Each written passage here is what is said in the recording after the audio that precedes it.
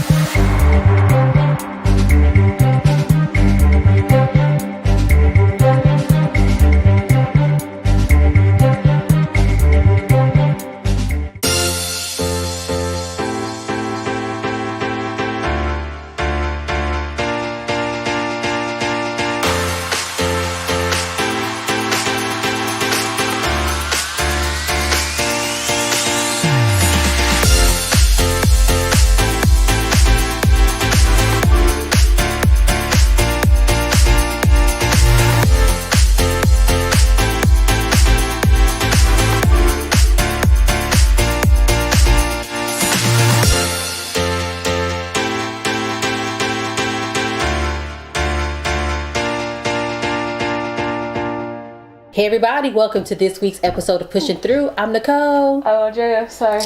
Mamas, your responsibility to nurture the relationship with your kids don't stop when they turn 18. And kids, don't have your mama out here looking crazy. Do I look crazy? Yes. Okay. I don't even know what to say to that. This week, I want to talk to Andrea about work. And this is really prompted by, first of all, she got a new job. And during this panoramic, pandemic, whatever, it's been real interesting. And I wanted to kind of compare and contrast my perception of work versus your perception of work.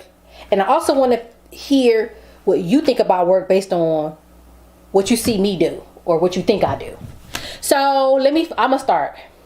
For me, I feel like first of all, I'm Gen X. Y'all probably know that, right?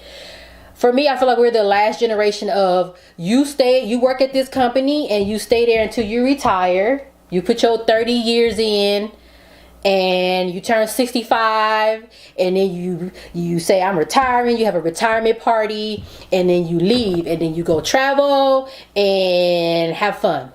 That's how I perceive work. You work hard, you move up the ladder, you work until your retirement age. Even though I will say this, one thing that has changed for me, I don't want to work until I'm 65. I decided that I actually want to try my hardest to retire in the next 7 years. So I'll be like 51, 52. So that maybe, again, I'm like the end of that generation of the old school way of work, but then also I got a little bit of the millennials, where it's like, What about you? Like, what do folks your age, how do y'all think about employment and work? Well, I'm sure you've seen on TikTok, basically just, we're not loyal to employers because employers are not loyal to us, period. And that's proven. Like, there's no argument. There can't be no argument because we all saw it as a result of the pandemic. We all saw it. You've seen it because I had a job. And you saw I did not have one for a long time after that. So, they sent you home. Or did you come home? Because I feel like I told you to come home. You didn't tell me to come home, but I felt like I needed to come home. And they said, you can do that, but you will not get paid. And I was like, honestly, that's fine. What's the damn point? I was like, well, if I'm not getting paid, that's fine. I'm not spending gas to go to work. I will be cool for a little bit. I'll probably come back in a couple weeks because, I'll get a check and then I'll be good for like at least a week or two. And then I'll just go back. And then I think we also came back. Well, I think we also thought the pandemic wouldn't be 2+ years counting either. Well, once I got a call while I was like in like a few days in, and they were like, yeah, so we're just going to go ahead and place you on I think it was a furlough. I just never got called back. I don't know. And then the same thing happened to my boyfriend where he, had to stay home because, we both don't need to be getting COVID. And then his store completely closed because of the pandemic. And so they had nowhere to put him if he did come back. So, it was just one of those things though where it was like, dang, like I felt like it could have been handled where it was like, well, we have a spot for you at this store when you come back or something. But I know it's just business. And so to me, it's like, it's just business, but that's the same thing on my side. It's just business. I offered you, I'm offering you a service, I'm helping this company, and it's just business. I don't want to work anymore. I want to go find something else to do. There's no mutual interest anymore. I'm good. So I just feel like that's how we feel about work, and companies are not loyal to us. If something happened to me, they don't really necessarily care. Like, they are going to find somebody else to do the job that they need done. So it's like, that's how we feel about it. Like, for what? Like, why am I going to sit here and break my back and, ruin my mental health and continue to go somewhere where, like, I'm not really valued? And I mean, I guess certain companies do value their employees, I guess, but I think there's an extent, because if it's no longer beneficial, whether or not they value you, if it's no longer beneficial, like, they're gonna sever the ties. Right. Like, there's no reason. And I also feel like when you're too loyal to a company, or too good of an employee, they don't want to move you up because they like how you do the work in the position that you're in. And, you end up being stuck and being punished by getting more work and not being moved up. So, because it happens to me all the time. Or you get that thing where they're like, they'll nitpick you because they feel like you're not ready, and it's usually always something stupid. So I don't know. There's been a lot of things I've experienced in different jobs, and it just made me realize that I really don't care about 2 weeks notice. I really don't care if my employers don't like me. I really don't care. And I've been without a job so long that I really could care less if I end up without one again. I'll just find something else to do. It's fine. And I mean, the thing about that is, and as I'm listening to you talk, it's like, I mean, we can't be mad. And when I say we, I mean like businesses. I don't own a business like that, like a, big company. But it's like, we can't be mad, because I think a lot of this is our own doing. Like, we created this, and now y'all, millennials and younger, because you're Gen Z, are like, no. And I also think, I don't know if you saw this with me specifically, but I also think your generation, starting with millennials and down to yours, saw y'all parents work, and y'all like, what the hell is the point? What is the reason? Like, Cardi, what is the reason? No, yeah. Why? And that also may be part of it. And again, like, for me, I'm a younger Gen X. So I'm not older. I'm one of the younger, kind of 1978, kind of toward the end of Gen X. I'm paying attention to what the millennials are doing, and I'm like, yeah, I don't think I want to stay nowhere till I'm 65. And I've also personally have seen at least 2 incidents in my work career where people were either in retirement or close to retirement, and they died before they left. And I'm like, do all that work. Yeah. And you don't even get the benefit of it, because you dead. I'm not dying with no company. You done stroked out, you done diabetes. And also I would say too, for me, being a creative, someone called me a creative, and I was like, damn, I am a creative, right? For real. That there's so many other things that I'm interested in, and I can't really like do that thing and do this thing. So it's weird, because I do have professional aspirations. I do desire to kind of move up at work professionally, because I went to school for a lot of the stuff that I know how to do, and I feel passionately about it. But I also realize some of that stuff I can do in other places. I can teach, right? I can do other things. So it's really interesting. Yeah, you can still be passionate about the work you do, but you ain't got to do it in the space. No, like you ain't. Because you can put that money in your pocket. I learned that. That's why I stopped doing sales. I'm not about to sit up here and make somebody else money and at a company, and then I'm getting a minimal paycheck, but I'm looking at sales, and like, I'm looking at the thing, and it's like, I made this company $1,000 today, and I just went home with $100, and I'm struggling. You know what I mean? And that product that you're selling, you sold $1,000 worth of product that cost $100 to make, right?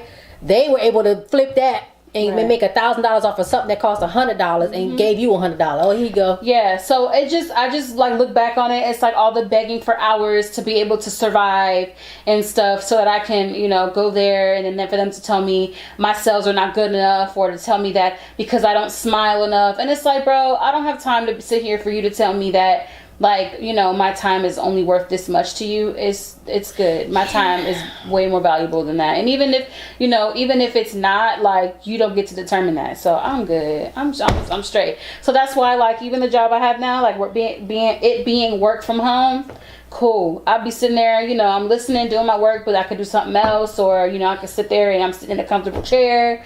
I can, you know, work on my terms. You have more control over your time. Yeah, like, I don't have time to be sitting up here and, like, my feet hurt, my back hurts standing all day, and then you telling me I'm not smiling. Yeah, my feet hurt. So, no. Yes, my feet hurt. So, no, that's why you see that. That's why you see we don't stay at jobs long. That's why you see, you know, people cussing out customers, and because I for sure, yeah, I was that one. So, yeah. And something you said, and it really actually hit me like boom. You were like, you know, you don't get to tell me what my time is worth. And I'm like, I don't think my generation has ever thought about that. Because for me, I'm still very much old school. Oh, I got a good performance evaluation. I got an that's outstanding. Oh, I got a raise. You know, very much still tied to those things having value. I don't like but that. I'm at the edge of it. So I still are kind of like, I can't walk away because there's too much stuff that's dependent on me to keep afloat right now. But I do see a different path. Yeah, because I don't like all that. Even the performance evaluations, I just be like, oh, okay, Master thinks I did good. Like, please. You know, and this is the other thing. Please. This is the other thing. So again, you know, I'm in school. I'm getting my doctorate in organizational change and leadership. We've been talking about stuff like that. The value of performance evaluations, that they're really not valuable because they tell an employee what they did back here, but we should probably be focusing on what's going on moving forward. Like, why are we talking about... It's weird. And then that determines a raise. Like, so, oh, I'm sorry. Now that you feel like I did decent, I get a 10% raise, 10 cents raise. Not 10%. That's like too much for employers. 10-cent raise. And so it's just like, oh, 10 more cents an hour. Congratulations. It's weird. Now I can afford to buy that loaf of bread instead of this one. But and there's this weird thing because there's this thing of pay for performance. But that has its downsides too because...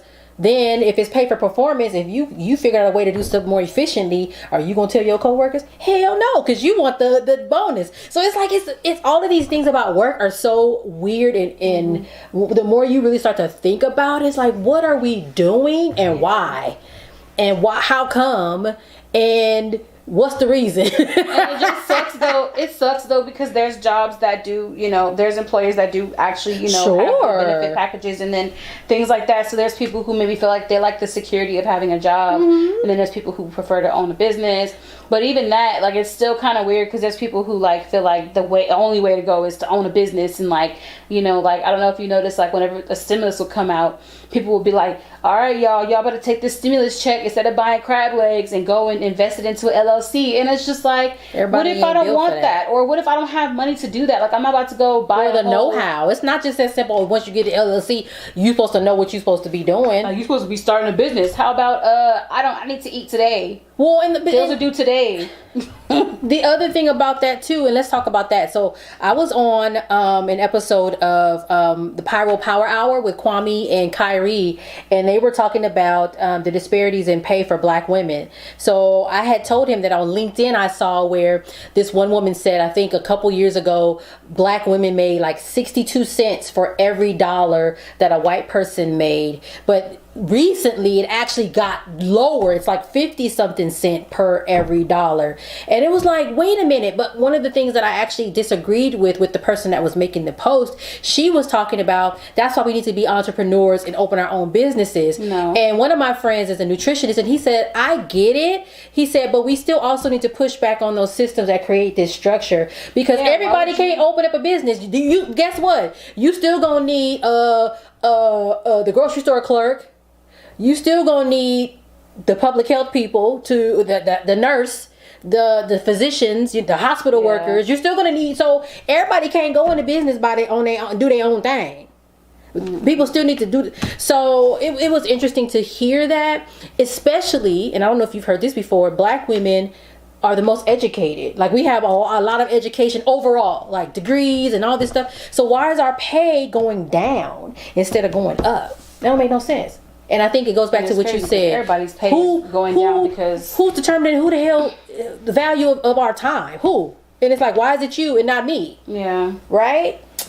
Yeah, I really told employers what my rate was, and they're like, yeah, we can't give you that. Okay, bye. Well, like, sorry. Yeah, but it's crazy. They'll be like, yeah, no, we can't do that at all. Like, you know, we can do this. And they'll try to talk you down. And I'm like, yeah, that's cool, but I'm not doing it. So find somebody that will. That's great. Yeah. But then I'm thinking, like, dang, the person that will should know that this work is worth more than that. But yeah. they don't. They don't. And so it's trash, really. I mean, and it sucks, too, because, like, you would think with the way, like, you know, prices are, that like the hourly would be more, but the government incentives are gone, so companies are like, well, we don't care. I mean, you know, and half of them ain't even really hiring either. That's the crazy part. So it's like all this stress for like searching for jobs, and nobody's really hiring. I don't know. It's crazy. I just wonder when all of this really started, because I think there was a point in time where they started. I think where it started. This is where I think. They started to outsource jobs. I don't know if you weren't even probably born. I probably was a little kid. But there were a lot of factory jobs, a lot of jobs that people could hold where they could take care of their families, buy a home, live comfortably. Working at a factory making refrigerators. I'm just going to throw that out there. Or making computers, or making... There used to be a Firestone tire factory going down. If you go down Manchester far enough, there was an old Firestone tire factory down there. Black folk would work there and get a decent wage and do things. But then they were like, dang, but it's cheaper. Yeah. If we built that Firestone tire plant, and I'm making this up, y'all, I don't know for sure. I know they probably did move to Mexico. If we put it to Mexico, we could pay them less.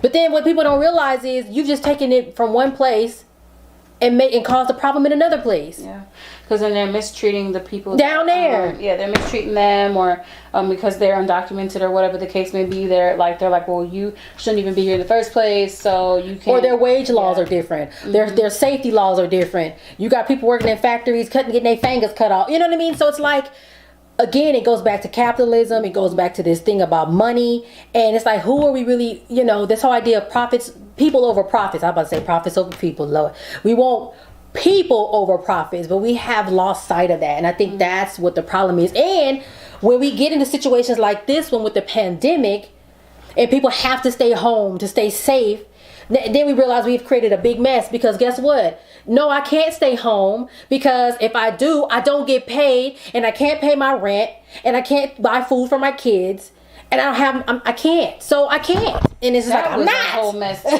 too. That was a whole mess too. Like people that were like doing like the freelance, like the delivery apps and stuff like that were having to go out while it was like very high risk to be out.